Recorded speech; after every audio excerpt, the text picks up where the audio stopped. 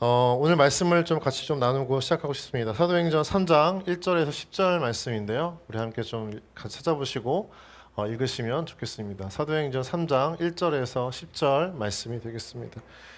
신약 190쪽에 있습니다. 같이 교독하시고 마지막 10절은 한 목소리로 함께 합독하겠습니다. 제9시 기도 시간에 베드로와 요한이 성전에 올라갈새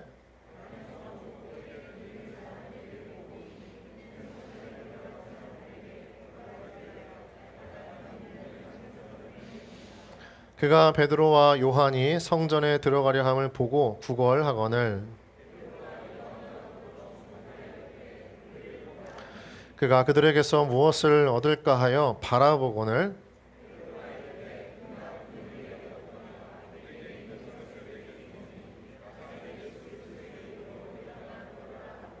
오른손을 잡아 일으키니 발과 발목이 곧 힘을 얻고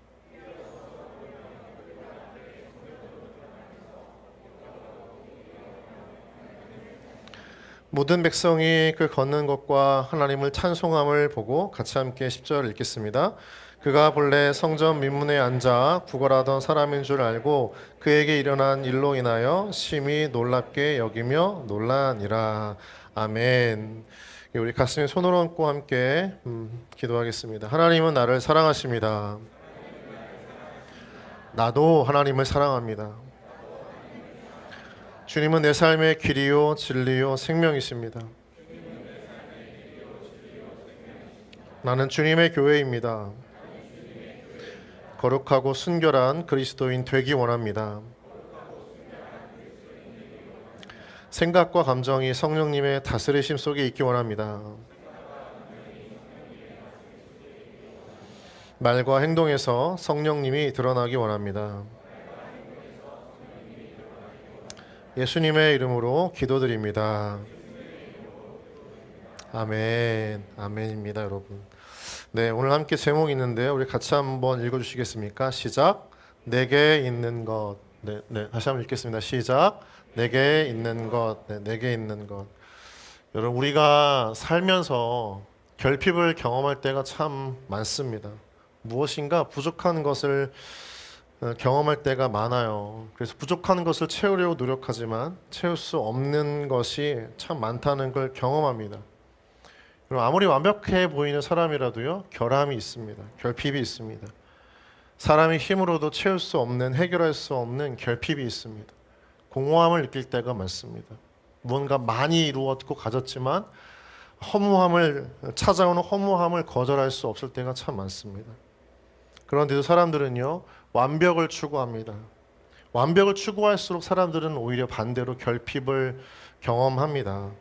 아무리 노력해도 채울 수 없다는 걸 느낄 때 사람들이 그 결핍 때문에 불안해합니다. 힘을 가지고 돈을 가지고 무언가 건강을 가져도 내 안에 계속된 그 결핍을 채울 수 없는 상황으로 인해서 마음의 공허함과 허무함, 불안함이 사라지지 않습니다.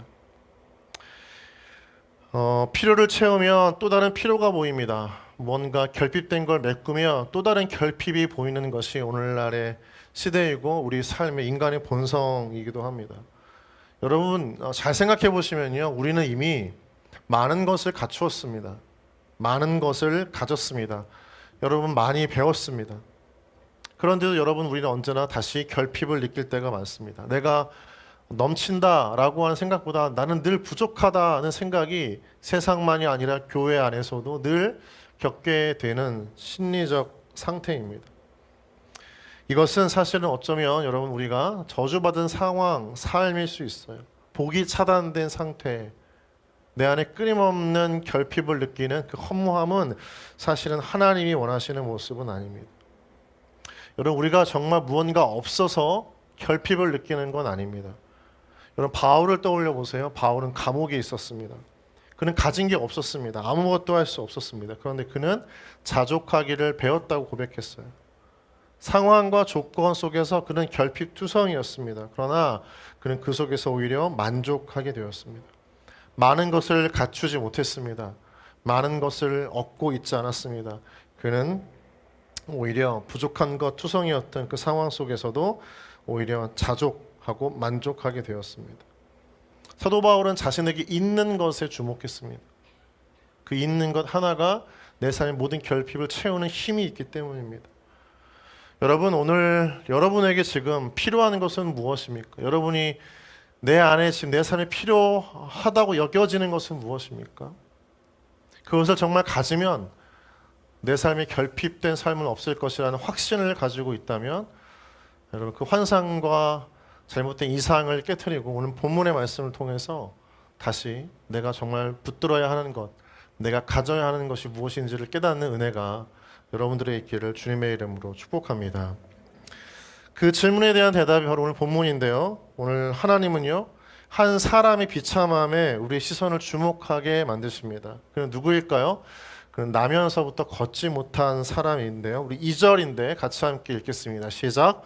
나면서 못 걷게 된 이를 사람들이 메고 오니 이는 성전에 들어가는 사람들에게 구걸하기 위하여 날마다 미문이라는 성전 문에 두는 자라.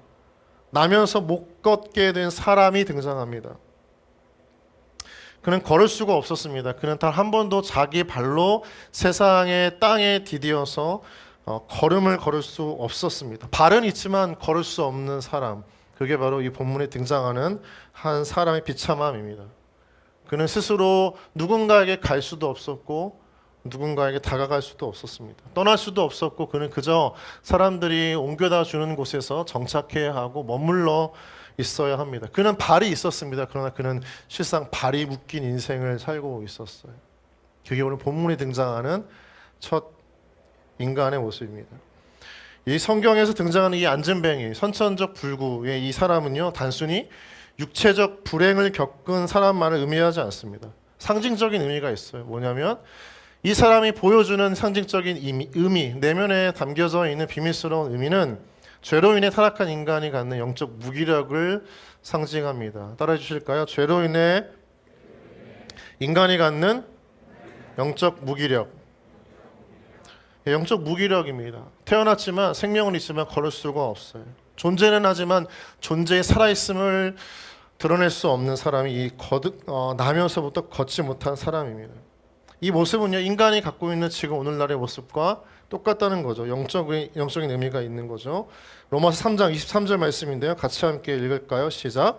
모든 사람이 죄를 범하였음에 하나님의 영광에, 사람은 태어났지만 그 하나님의 피조물 된 인간이 하나님께 나아갈 수 없는 상태, 하나님의 영광에 이르지 못했다, 하나님을 만날 수 없는 사람들, 하나님께 다가설 수 없는 사람들, 스스로 하나님께 걸어갈 수 있는 능력이 전무한 인간, 영적으로 마비되어져 있는 무기력하고 무능력한 인간, 스스로의 힘으로 하나님께 나아갈 수 없는, 걸어갈 수 없는, 한 걸음도 내딜 수 없는 존재의 인간의 모습을 상징하는 것이 본문의 사람입니다. 그는 지금 무엇을 하고 있죠? 그는 구걸을 하고 있습니다.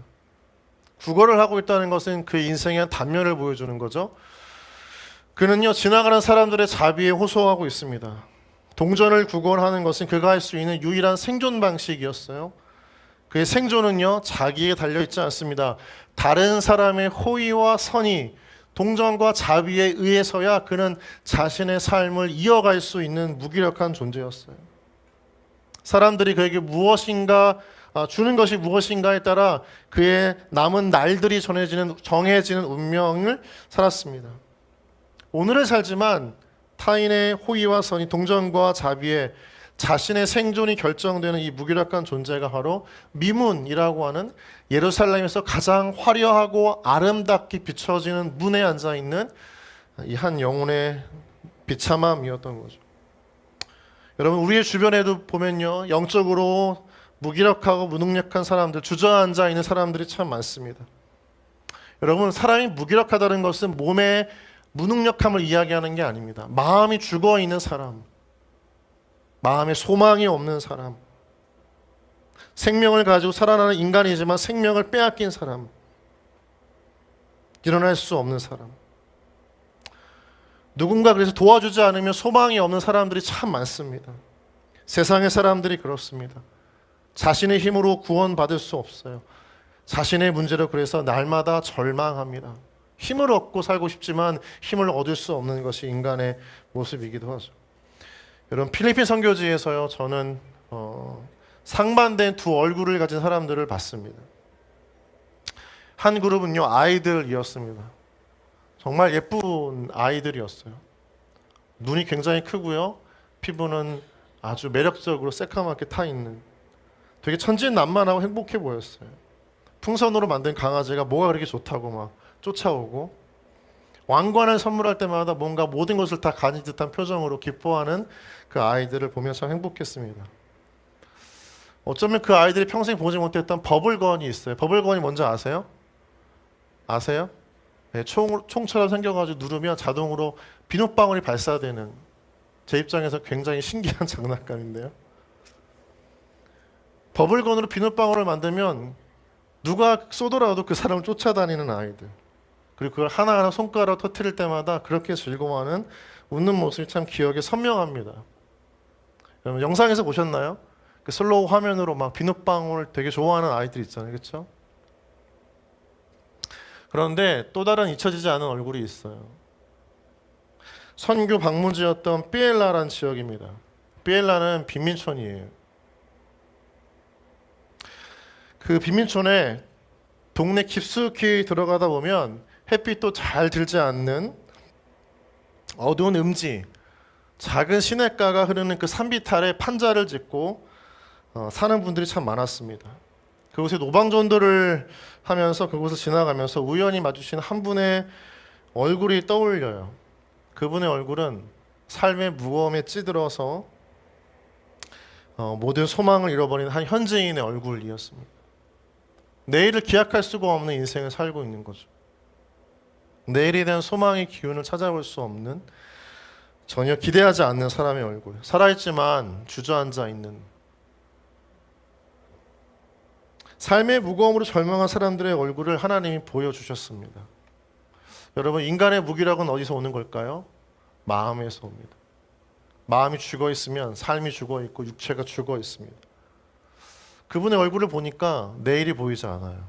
누군가 도와주지 않으면 작은 소망도 발견할 수 없는, 철저하게 무너진, 여러분 전 그분의 얼굴을 보면서 어쩌면 하나님께서 그 사람에게 세상이 줄 수 없는 소망을 전해주기 위해서 선교팀을 보내시지 않으셨을까라는 생각들을 해보게 됩니다. 우리 이 시간 잠깐 우리 옆 사람 바라보실까요? 얼굴을 보면 어떻습니까? 되게 어색하죠? 저도 어색합니다. 필리핀에 있는 그 빈민촌에 있는 그 사람과 여러분의 얼굴이 크게 다르지 않아 보일 때가 있어요. 충격적입니다, 여러분.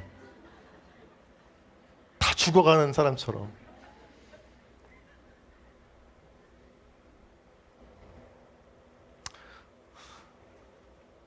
그 사람의 얼굴이 아마 여기 나와 있는 나면서부터 걷지 못한 분의 이 성경 인물의 얼굴 같아요. 그는 40년 동안 성전 미문에서 구걸을 했습니다. 수많은 사람이 성전에 드나들었지만 그에게 얼마의 동전을 건네줄 뿐 그의 몸을 낫게 하려는 사람은 아무도 없었어요. 다른 말로 하면 아무도 그를 주목하지 않았습니다. 그런데 그때 그곳을 지나가는 사람이 있었습니다. 누구죠? 베드로와 요한입니다. 9시, 즉 9시라고 하는 시간에 성전에 기도하기 위해서 갔었던 두 제자. 우리 1절인데요. 같이 한번 읽어보실까요? 시작. 제9시 기도 시간에 베드로와 요한이 성전에 올라가 있어요. 오늘날 한국 시간으로 비유하면 오후 3시가 되겠죠. 유대인들이 성전에 올라가서 하나님 앞에 정기적으로 기도하는 시간이었습니다. 유대인이었던 베드로와 요한에게는 그들이 늘 가졌던 신앙적 루틴 중에 하나였어요. 이 두 사람은요, 경건의 의무와 책임의식을 가지고 성전에서 드리는 기도를 소홀히 하지 않았습니다. 경건의 습관을 유지한다는 건 여러분 대단한 인내와 노력이 필요한 거예요. 그렇기 때문에 같은 시간에 같은 장소에서 매일 기도한다는 것은 이 두 사람에게 있어서 자신을 영적으로 굉장히 단련하는 중요한 과정입니다. 여러분 자신을 스스로 훈련시킨다는 건 굉장히 어렵잖아요. 그렇지 않습니까? 그러나 이 두 사람은요, 모범적이고 누구보다 성실한 신앙의 삶을 살려고 노력했어요. 근데 여러분 우리가 주의할 건 무엇입니까? 자기의 단련, 자기의 훈련, 자기의 신앙생활에 대해서 주목하는 사람은 때로 그 신앙이 기계적이고 반복적인 신앙생활로 변질된 위험이 있습니다. 여러분, 여러분의 신앙의 삶 가운데 열심을 가지고 살아가는 건 굉장히 중요하지만 그 열심 속에 기계적이고 무의미한 반복을 하고 있는 것은 아니지 한번 되돌아봐야 합니다. 예배를 드립니다. 같은 시간에 기도를 합니다. 말씀을 묵상합니다. 그러나 그 안에 정말 생명이 없다면 기계적이고 반복적인 신앙생활을 하고 있는 거죠. 아무 일이 일어나지 않는다. 내 마음에 도저히 작은 소망도 생기지 않는다. 변화가 느껴지지 않는다. 영적 감동과 감화까지는 아니더라도 무언가 찔림조차도 일어나지 않는 채 끊임없이 기도하고 예배를 드리고 있다면 한번 점검해 봐야 하는 거죠. 베드로와 요한은요, 그런데 달랐어요. 왜 달랐냐? 그 두 사람은요, 성령을 체험했습니다. 그 다음에 그들의 무의식적이고 반복적이었던 기계적일 수 있었던 신앙의 생활에, 기도 생활에 달라진 점이 있습니다. 무엇을 달라지게 보였던 걸까요? 남들이 주목하지 않았던 예수님의 눈, 예수님의 안목을 가지고 영혼을 바라보는 제자가 되었던 거죠. 3절인데요. 같이 함께 읽겠습니다. 시작. 그가 베드로와 요한이 성전에 들어가려 함을 보고 구걸하거늘. 구걸하는 사람이 앞에 있었어요. 구걸하는 자는요, 언제나 성전에서 들어가는 사람들에게 자신을 도와달라고 호소하고 외쳤습니다. 며칠을 구걸하고 다른 곳으로 옮겨가는 사람이 아니었습니다. 성경을 보면 날마다라고 하는 단어가 나옵니다. 그렇죠? 2절을 보시면 날마다 그 자리에서 구걸하는 사람이었습니다. 매일매일 사람들의 선의와 호의를 기대하며 도움을 요청했던 사람이었지만 사람들은 항상 냉대와 무관심으로 일관적인 답변을 그에게 주었습니다. 베드로와 요한이 달랐을까요? 아니에요. 베드로와 요한도 다르지 않았습니다. 그들도 이 나면서부터 걷지 못한 사람에 대해서 냉대와 무관심으로 일관적인 답변을 보냈습니다. 무시했습니다. 지나쳤습니다. 그런데 오늘 본문을 보면 그의 변화가 있습니다. 무엇일까요? 그 사람을 주목하기 시작했다는 데 있습니다. 베드로와 요한은 다른 사람들과 다른 모습을 보여주고 있어요. 4절인데요. 같이 함께 읽어볼까요? 4절 읽겠습니다. 시작. 베드로가 요한과 더불어 주목하여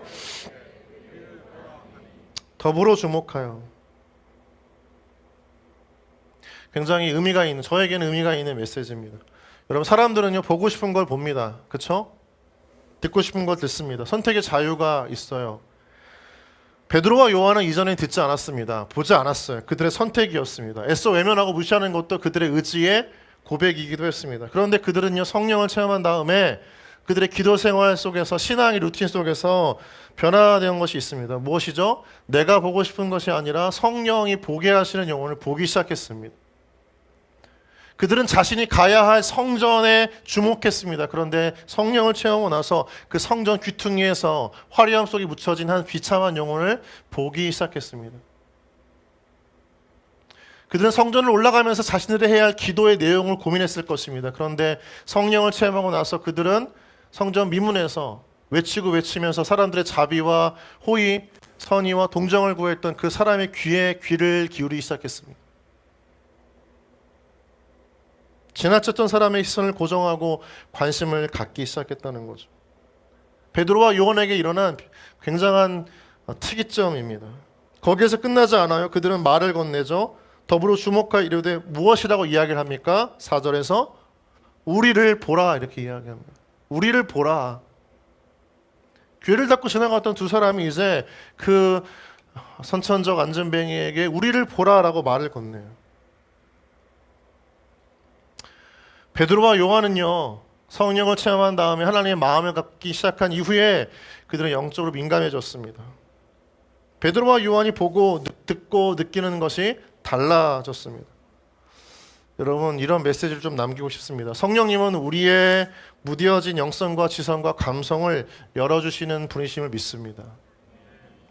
여러분, 새로운 세계, 새로운 삶, 새로운 사람의 마음, 무언가 달라진 삶을 살고 싶다면 성령님을 체험해야 합니다. 성령님이 민감하게 하시는 거예요. 성령께서 우리 가운데 역사하시면 우리의 오감만이 아니라 영감이 살아나는 거죠. 영안이 열립니다. 영적 안목이 생기는 거예요. 내가 보는 것이 아니라 성령께서 보게 하시는 것을 보는 것, 성령의 시선이 나의 시선을 사로잡는 것, 베드로와 요한이 경험했던 특이한 변화입니다. 반복된 신앙생활 속에 달라진 시작, 성령을 체험한 다음. 평소에 여러분 베드로와 요한은 다른 사람의 고통에는 무관심했습니다. 그들은 신자였고 제자였고 크리스찬이었고 교회를 다니고 주님을 따랐던 사람이지만 다른 사람의 고통에는 무관심했던 사람이었어요. 그런데 그들이 변화되었습니다. 그들은 자신의 문제, 자신의 신앙생활에만 몰두했었던 인생이었지만 이제 바뀌었어요. 기도하러 성전에 올라가는 길에 구걸하는 사람이 이전에는 보였지만 귀찮아했습니다. 그런데 이제 베드로와 요한은 성전 미문 앞에 앉아있는 그 구걸하는 사람을 주목합니다. 하나님께서 베드로와 요한의 마음을 움직이셨던 거죠. 나면서 못 걷게 된 이 아픔이 베드로와 요한에게 전해졌습니다. 하나님의 마음을 가진 자는요 영혼을 긍휼히 여깁니다. 여러분 따라 주실까요? 하나님의 마음을 가진 사람은 영혼을 긍휼히 여깁니다. 그 마음이 없다면 영혼을 긍휼히 여길 수가 없어요. 베드로와 요한은요 그 구걸하는 자를 굉장히 불쌍히 여겼습니다. 저와 제 아내는요 2019년 1월에 만나서 9월에 결혼을 했습니다. 아내가 저의 큰 키, 듬직한 체구, 찬양 인도를 할 때 그 멋진 모습, 하나님께 헌신하는 그 삶에 대한 가치를 높이 여겨서 저와 결혼을 결심했다고 생각했습니다. 결혼을 아내에게 진지하게 물어봤습니다. 나와 결혼을 결심하게 된 결정적 이유가 무엇인가 듣고 싶었습니다. 아내가 한 대답은 저에게 충격적인 대답이었습니다. 답은 불쌍해서 결혼했다는 것입니다. 30대 중반을 넘어 혼자 사는 노총각 목사인 제가 불쌍해서 결혼했다는 것이었습니다. 저는 깊은 절망과 충격에 빠졌습니다. 내가 불쌍해서 결혼했다는 것이 진심이냐 몇 번을 되물었습니다. 아내의 대답은 변함이 없었습니다. 네가 불쌍하다는 것이었습니다. 저는 그 대화 끝난 후에 도저히 믿고 싶지 않은 마음에 거짓말은 아닐까, 나를 화나게 하려고 한 그런 말은 아닐까 의심하면서 아내의 그 대답의 진실됨을 확인하기 위해서 3년에 한 번씩 다시 되묻곤 합니다. 나와 무엇 때문에 결혼했냐? 언제나 돌아오는 대답은 뭐라고요? 참나. 불쌍해서 결혼했다는 겁니다. 저는 깨달았습니다. 이 여자가 하나님의 마음을 가졌구나. 여러분 불쌍하면 결혼합니다. 믿으십니까? 어허. 베드로와 요한의 마음에 불쌍한 마음이 생긴 거예요. 평소에는 아무렇지 않은 그냥 스쳐 지나가는 사람이지만 성령을 체험하고 하나님의 마음을 갖자 그들에게는 이 영혼이 불쌍해지기 시작했습니다. 그런 그 베드로와 요한에게 이 구걸하던 자가 무언가를 요청합니다. 5절인데요. 같이 함께 읽어볼까요? 시작. 그가 그들에게서 무엇을 얻을까 하여 바라보고는. 구걸하던 자가 무언가를 얻고자 바라봅니다. 구걸했다는 성경의 표현을 보면요, 아마 당장에 먹을 것, 입을 것, 살 수 있는 어떤 금전적인 도움을 기대했던 걸로 보이죠. 오늘날이나 성경 속의 시대나 사람들은 살아갈 때 돈을 굉장히 중요시 여깁니다. 필요한 건 돈입니다. 돈이면 다 살 수 있습니다. 다 된다라고 하는 물질적 만능주의 시대를 살고 있습니다. 베드로와 요한도 정말 돈이 필요하다고 여겼으면 이 구걸하는 자에게 돈을 주었을 것입니다. 그러나 그들은 돈을 주지 않았습니다.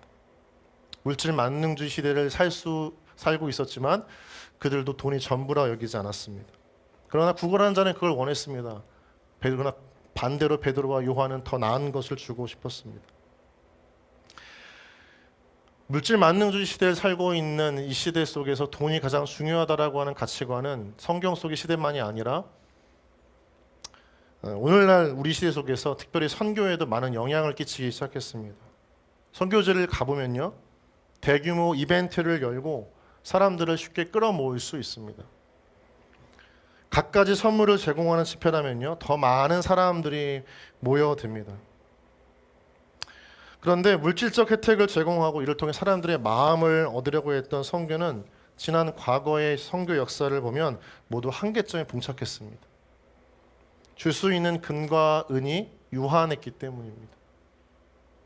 선교지에 헌금을 보내고 교회를 짓는 데만 집중했던 한국교회의 선교 시기가 있었습니다. 성도들이 그거에 너무 큰 기쁨을 여겼어요. 가서 복음을 전할 수가 없으니까 물질을 보내서 선교지에 교회를 짓는 것에 몰두했습니다.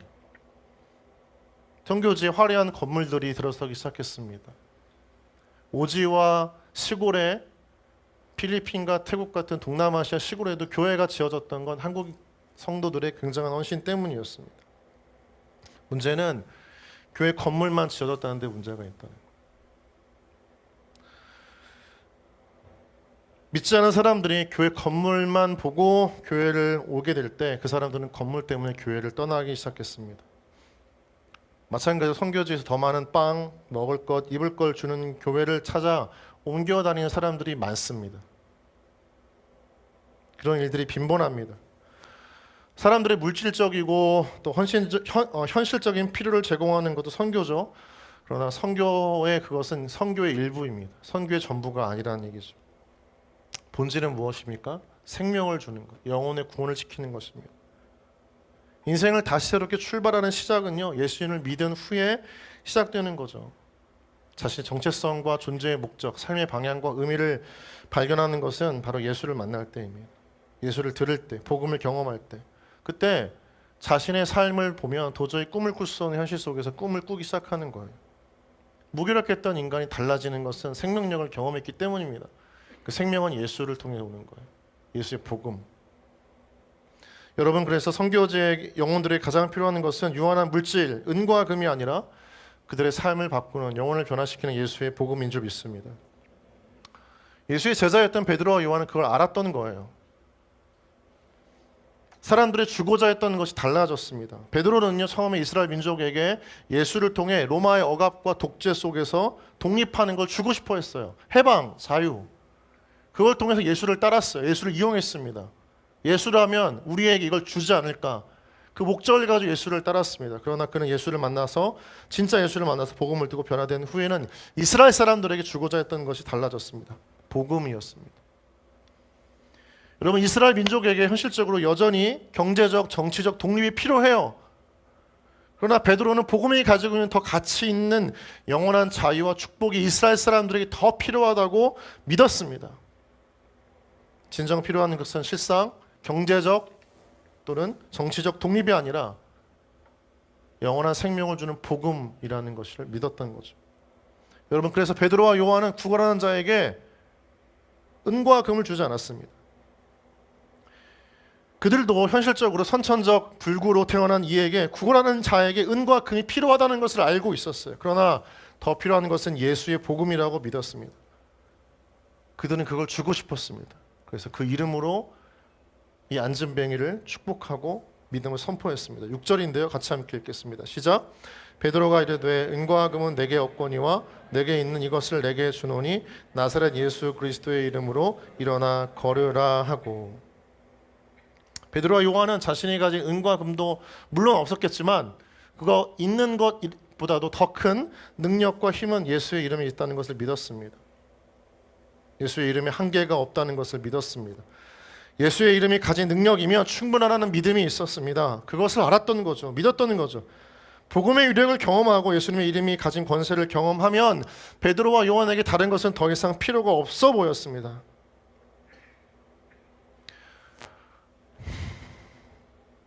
오늘날 교회는 많은 것을 가지고 있어요. 전도하기 위해서 많은 프로그램과 행사를 기획합니다. 물질적 공세를 하는 교회도 많습니다. 어떤 교회는요, 사람을 교회로 데려오기 위해서 일당을 주는 교회도 있습니다. 그런데 그런 교회에 아무 일도 일어나지 않습니다. 왔지만 다시 갑니다. 교회를 또 찾지 않습니다. 조용해요. 생명력이 느껴지지 않습니다. 역사가 일어나지 않아요. 왜죠? 예수의 이름의 능력을 의지해서 복음을 전하지 않았기 때문인 거죠. 베드로는 예수의 이름이 가진 그 생명력과 힘을 믿었습니다.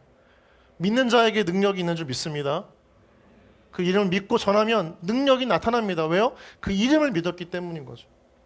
예수의 이름은 나면서 못 걷게 된 일을 일으키는 생명력이 있는 능력의 이름이었습니다. 필리핀 선교회 사역들을 좀 나누고 싶은데요. 주일에 젠트릭 교회에서 예배를 드렸습니다. 블레싱이 예배 중에 공연이 있었어요. 따갈로로 녹음된 대사가 나오고요. 그에 맞춰 손가락으로 움직이는 인형의 동작을 표현하는 인형극 공연이었습니다. 도입 부분에서 나레이션으로 정말 우리 순수한 미소를 갖고 있는 우리 박성훈 형제가 한국어로 죄에 대해서 간략히 설명을 하고 나면 영주 자매가 외워서 준비했던 따갈로어로 그 내용을 전달했습니다. 공연을 함께 본 수영록교회 의료 선교팀의 한 집사님은 영주 자매에게 필리핀에서 오래 살았냐면서 잠시 착각을 할 정도의 수준급 나레이션이었습니다. 인연극이 한참 진행되면서 참석한 아이들과 부모님들을 제가 봤거든요. 처음에는 막 웃다가 나중에 맞는 어떤 죄로 인해서 그에 대한 대가를 지불하는 장면, 맞는 장면, 복음이 전해지는 장면에서 몰입도가 달라지기 시작했습니다. 복음에 대한 내용이 고조되고 깊어질 때 이를 지켜보던 한 부모의 눈에서 눈물이 흘렀습니다. 마지막에 성훈 형제가 한글로 영접 기도를 하고 영주 자매가 현지인 버금가는 따갈로어로 영접 기도를 같이 또 이어서 할 때 제 마음에까지 전해지는 깊은 복음의 은혜가 있었어요. 많은 부모님들이, 많은 아이들이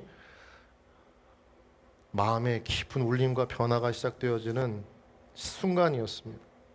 전 처음에 이 인형을 가지고 무슨 사람들에게 어떤 영향력이 있을까라고 하는 아주 약간의 일말의 의심을 했지만 굉장히 깊은 반성과 후회를 했습니다. 어쩌면 미흡한 인형극이었겠죠. 그러나 그 인형극을 통해서도 한 영혼의 마음을 회개시키는 하나님의 은혜가 그 복음 속에 담겨져 있었습니다.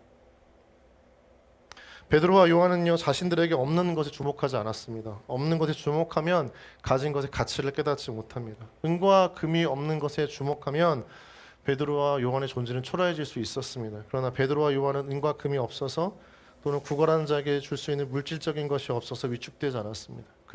그들은 자신에게 있는 것에 주목했습니다. 그 예수의 이름이었습니다.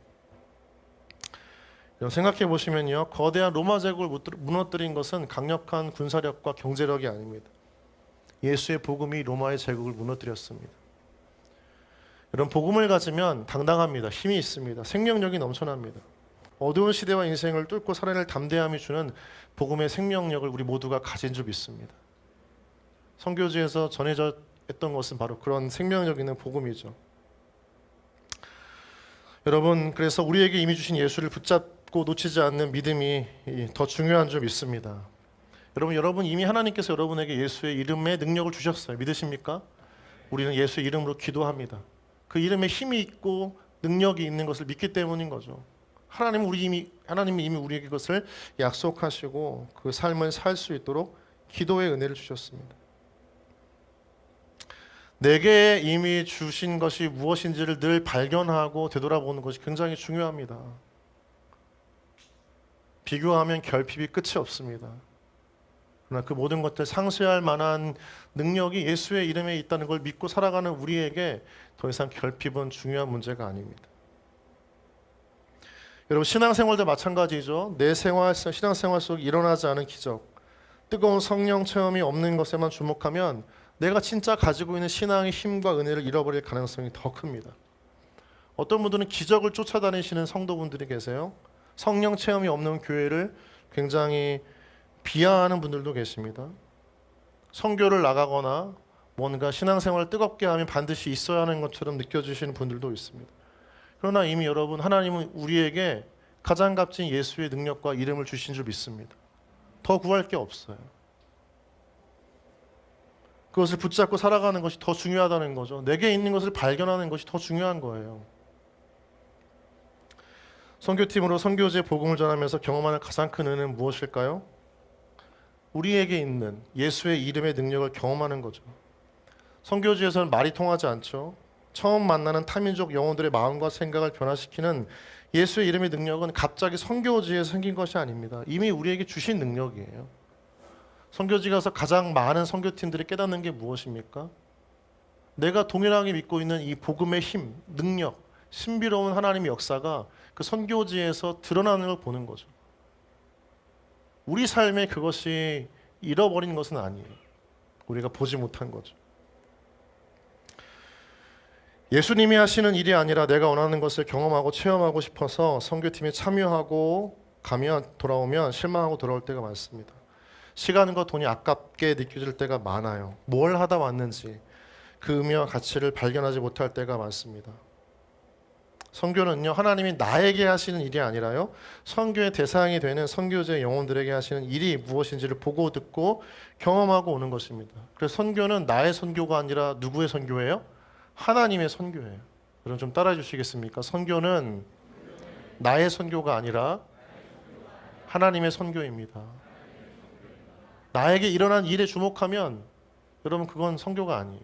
하나님이 하시는 일을 보는 게 선교예요. 하나님이 하시는 일을 주목하지 않으면 다른 것에 주목해요. 베드로와 요한은 구걸하는 이에게 우리를 보라고 강력하게 요청했습니다. 인간 베드로와 요한을 보라는 게 아니에요. 자신들의 행하신 하나님의 일을 보기를 원했습니다. 그게 구걸하는 자가 일어나는 역사예요. 베드로와 요한도 인간이라서 자신들의 매력을 어필하고 싶었던 것이 아닙니다. 나 좀 바라봐 라고 말한 게 아니에요. 그들에게 있는 예수의 능력이 어떤 사건과 어떤 기적을 일으키는지를 보기를 원했습니다. 그때 구걸하는 자에게 변화가 일어났죠. 은과 금을 얻지 못했습니다. 구걸하는 자는 베드로의 선포에 주목했어요. 그리고 그가 귀를 열고 시선을 고정하고 마음을 열어서 그 하나님이 하시는 일에 주목할 때 어떤 일이 일어났을까요? 7절과 8절 말씀인데 같이 함께 읽겠습니다. 시작.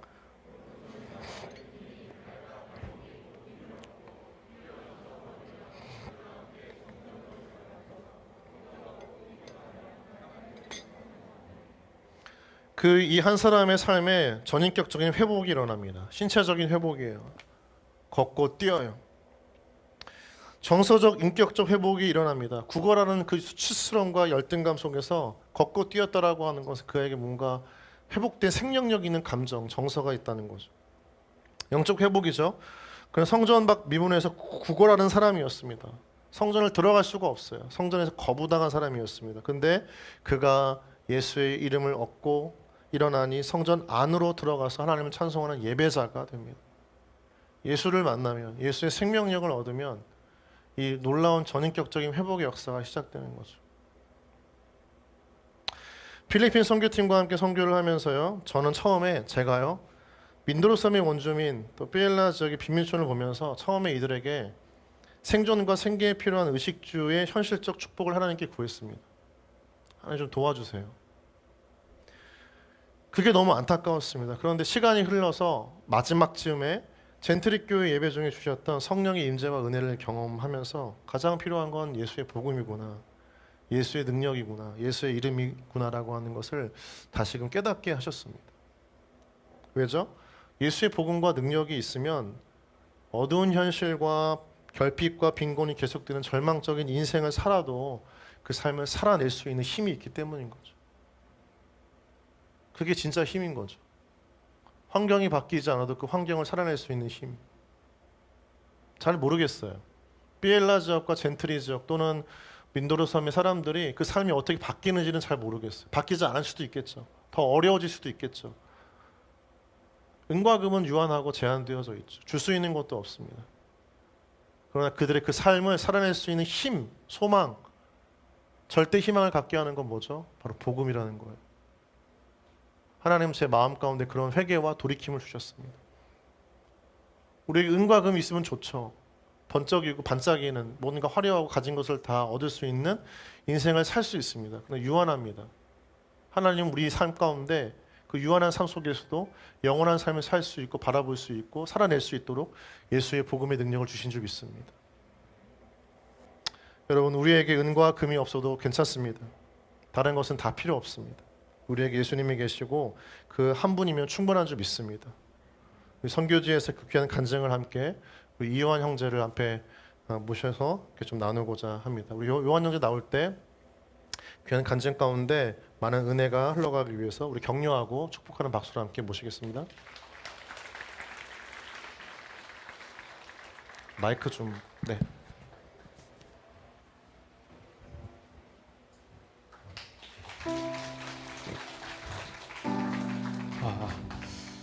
네, 안녕하세요. 저는 세빈마을 86돌의 이요한입니다.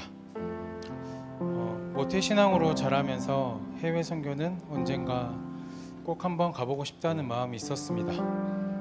수많은 선교 간증과 영상을 통해 죽어가는 영혼을 향한 하나님의 마음과 선교지에서 역사하시는 하나님을 보며 언젠가는 저도 그 현장에 순종으로 서고 싶다는 소망을 품게 되었습니다. 하지만 현실은 달랐습니다. 주 6일에 하루 12시간씩 요식업에 종사하며 휴가조차 어려운 상황이었기에 해외 선교는 늘 언젠가의 이야기일 뿐이었습니다. 그런데 이번에는 달랐습니다. 해외 선교 모집 공고를 듣는 순간 마음속에서 무언가 좀 꿈틀거리는 것을 느꼈습니다. 이전처럼 나는 아직 아니야 못 가라는 생각보다 이번만큼은 하나님께 먼저 묻고 점검해 보고 싶다는 마음이 들었습니다. 섣불리 제 상황만으로 갈 수 있다 없다를 판단하고 싶지 않았습니다. 이 마음을 목자님과 나누었고 목자님께서는 먼저 신청해 보라고 권면해 주셨습니다. 신기하게도 거부감 없이 신청하게 되었고 면접까지 보게 되었습니다. 하지만 면접을 마친 뒤에도 제 상황 때문에 역시 안 가는 것이 맞는 걸까라는 마음이 들었습니다. 그날 밤 이제 두렵고 떨리는 마음으로 하나님께 기도드렸습니다. 하나님, 저 하나님께 인생을 맡겨드리고 하나님께서 책임져 주시는 삶으로 뛰어들어 보겠습니다. 그 기도를 드린 순간부터 저의 선교 여정이 시작되었습니다. 앞으로 하나님께서 어떻게 일하실지 더욱 기대되기 시작했고 하나님께서는 예레미야 29장 11절 말씀을 계속 떠오르게 하셨습니다. 여호와의 말씀이니라 너희를 향한 나의 생각을 내가 아나니 평안이요 재앙이 아니니라 너희에게 미래와 희망을 주는 것이니라. 아멘. 불안과 염려가 밀려올 때마다 하나님께서는 이 말씀으로 제 마음에 평안을 주셨습니다. 그리고 그 평안 안에 거하는 법을 조금씩 배우게 하셨습니다. 현실적으로는 생활비부터 여권, 항공권, 여행자 보험까지 모든 준비를 처음부터 다시 시작해야 했습니다.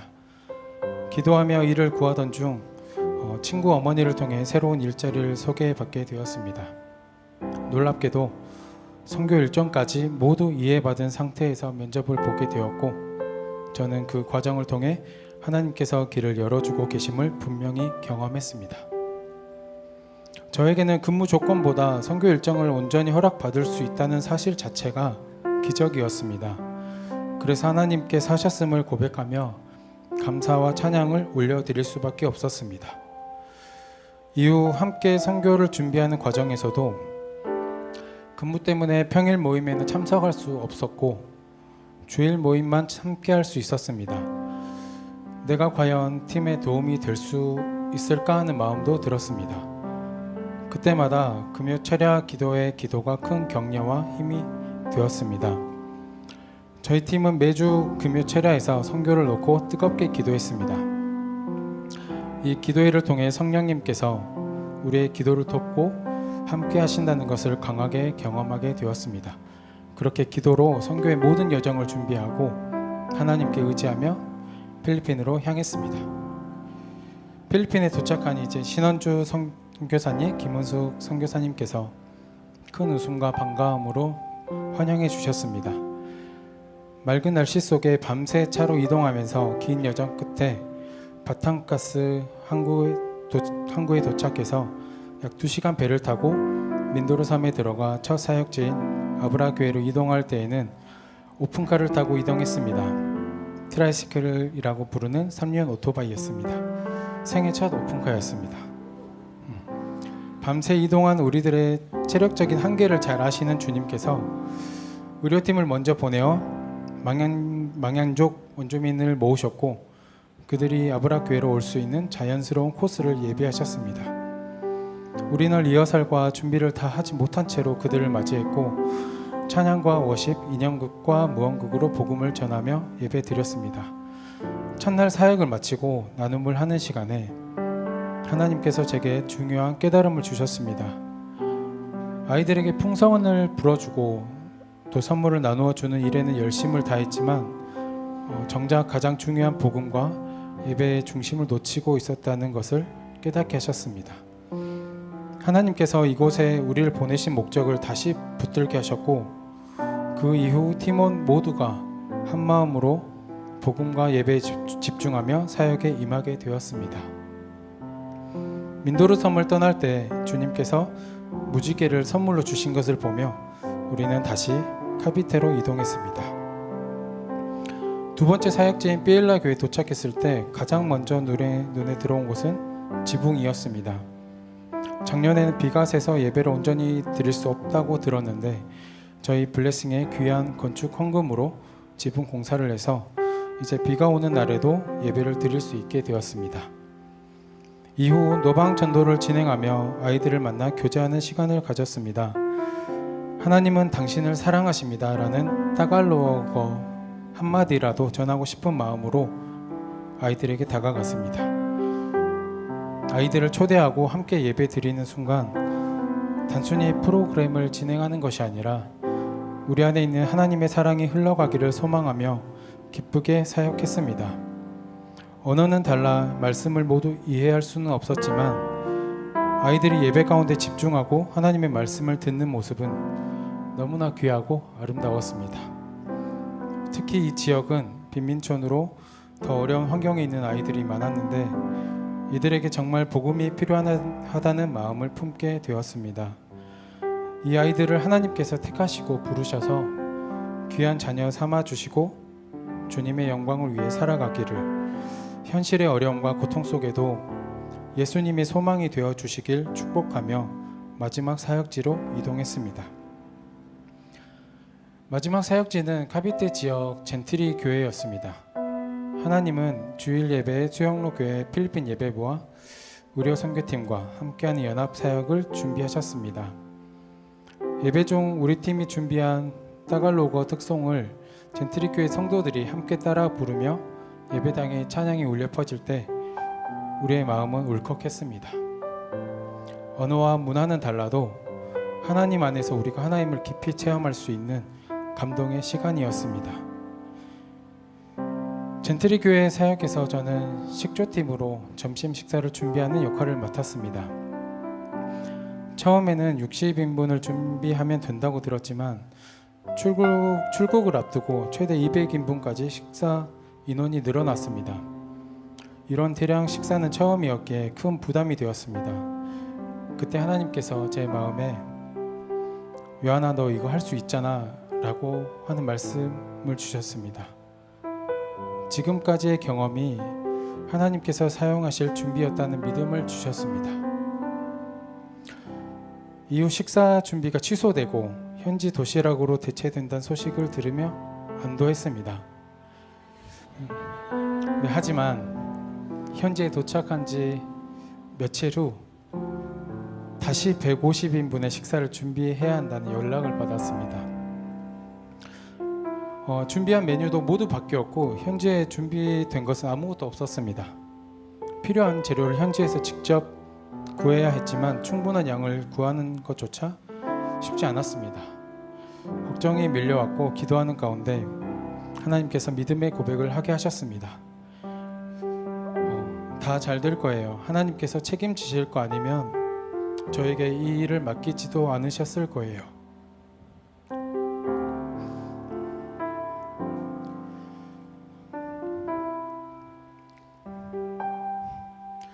그 고백 이후 하나님께서는 필요한 재료와 방법을 하나씩 열어주셨습니다. 모든 팀원이 함께 재료를 손질하며 한마음으로 도왔고 어느새 재료 손질하는 공장처럼 질서 있게 준비되어 갔습니다. 필리핀식 바비큐와 소시지, 쌀밥의 간단한 식사였지만 아이들과 연합사역팀이 맛있게 먹었다는 이야기를 들을 때마다 제 마음에는 한 가지 고백만 남았습니다. 하나님께서 다 하셨습니다. 계량도 없이 현지인의 입맛도 정확히 모르는 상황에서 150인분의 식사를 준비할 수 있었던 것은 제 능력이 아니었습니다. 부족한 저를 통해 하나님께서 일하셨음을 이번 선교를 통해 분명히 경험할 수 있었습니다. 이번 선교를 준비하며 목사님과 팀장님께서 가장 많이 강조하고 고백했던 것이 있습니다. 선교의 주인은 하나님이십니다. 우리가 준비한 것을 다 하지 못할 수도 있습니다. 계획이 틀어질 수도 있으며 예상하지 못한 변수가 생길 수도 있습니다. 하지만 순간순간 하나님께서 이끄신 방향에 순종하며 나아가자고 함께 다짐했습니다. 돌아보면 수많은 변수와 어려움 속에서도 팀원 모두가 한마음으로 순종하며 기쁨으로 감당했던 모든 순간이 하나님의 응답이었습니다. 우리가 전심으로 하나님을 의지하고 맡겨드릴 때 하나님께서는 우리의 기도를 들으시고 신실하게 일하시는 분이라는 사실을 다시 한번 경험하게 하셨습니다. 이번 선교는 결코 저희 팀만의 선교가 아니었습니다. 기도와 후원으로 함께 해주신 많은 지체들이 함께 동역해 주셨고 그 사랑을 통해 선교사님께도 풍성하게 전달할 수 있었습니다. 하나님께서는 영혼을 구원하는 일에 가장 큰 관심을 가지고 계시며 그 일에 동참하는 삶을 기뻐하신다는 것을 깨닫게 되었습니다. 이번 선교를 통해 제 마음에 가장 선명하게 남은 고백은 하나입니다. 하나님께서 다 하셨어요. 앞으로도 제 삶에 하나님께 맡겨드리기 소망합니다. 영혼을 향한 하나님의 마음을 따라 순종하는 삶을 살아가기를 소망합니다. 이번 선교의 모든 영광을 하나님 아버지께 올려드립니다. 감사합니다.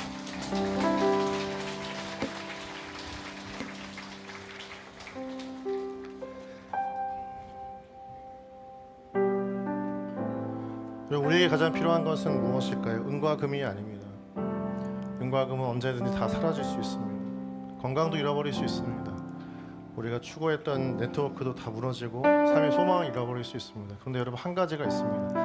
우리가 하나님만 붙잡으면, 예수만 품고 살면 우리는 다시 살아갈 힘을 얻습니다. 하나님이 생명력을 불어넣으십니다. 할 수 없는 것을 하게 하시고, 볼 수 없는 걸 보게 하시고, 갈 수 없는 곳을 가게 하십니다.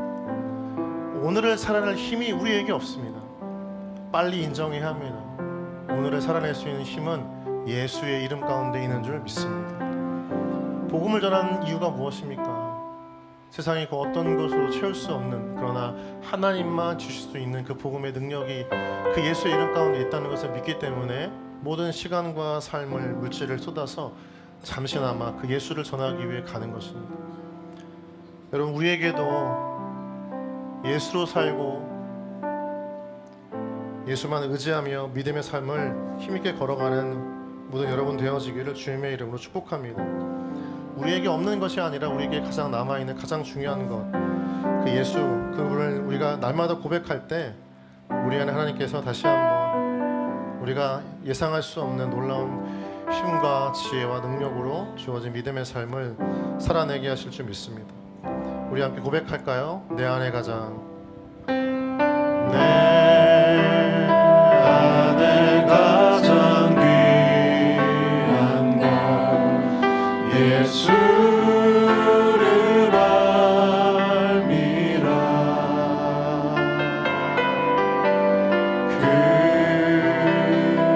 그분보다 더 귀한 것 예수를 알미라. 세상 지식보다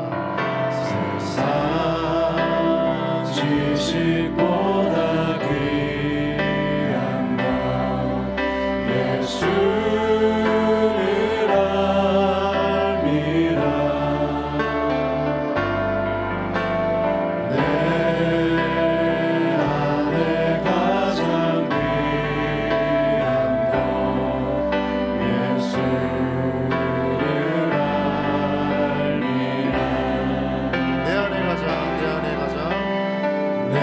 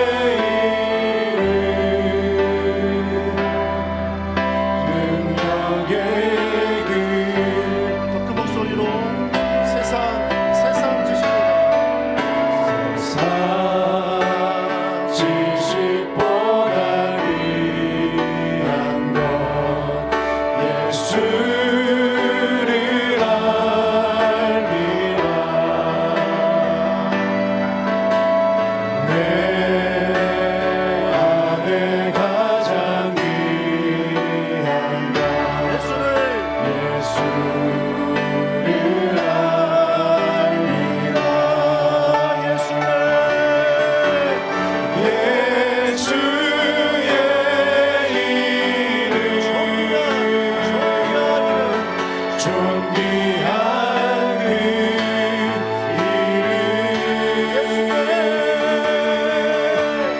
예수의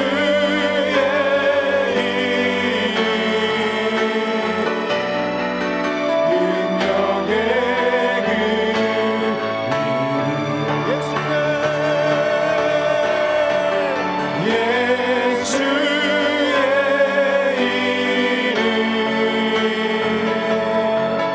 존귀한 그 이름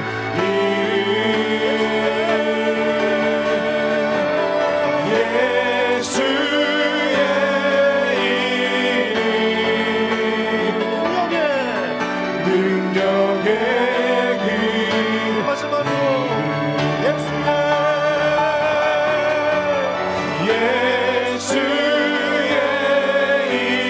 이름 존귀한 그 이름 예수의 이름 능력의 그 이름 여러분 한번 우리가 삶을 되돌아봅시다. 여러분 우리에게 있어서 우리가 왜 지금 주님을 믿고 주님을 따르고 주님을 의지하는 삶을 살고 있습니까? 이 세상에 그 어떤 것을 가져도 예수의 이름만이 내 삶의 유일한 힘이요 진리요 능력임을 믿기 때문에 오늘 우리가 예수를 따르고 믿고 의지하는 삶을 살아가는 줄 믿습니다. 여러분 우리에게는 다 필요 없습니다. 남겨져야 한 가지가 있다면 그것은 바로 예수의 이름, 그것을 붙잡는 믿음의 삶인 줄 믿습니다. 우리에게 은과 금이 없어도 괜찮습니다.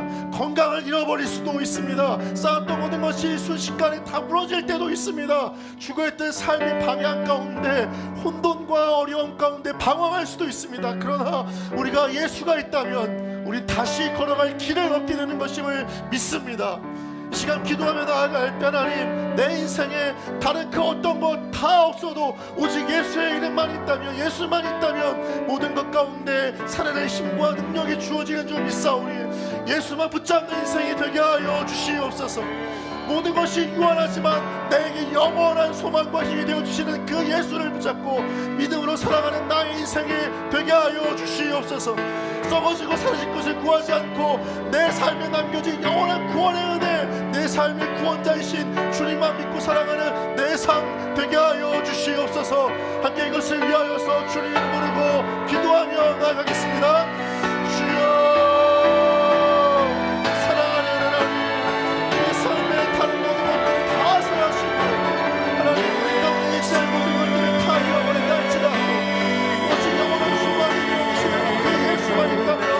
다시 삶의 살아가는 주여, 특별히 우리 영혼을 믿습니다.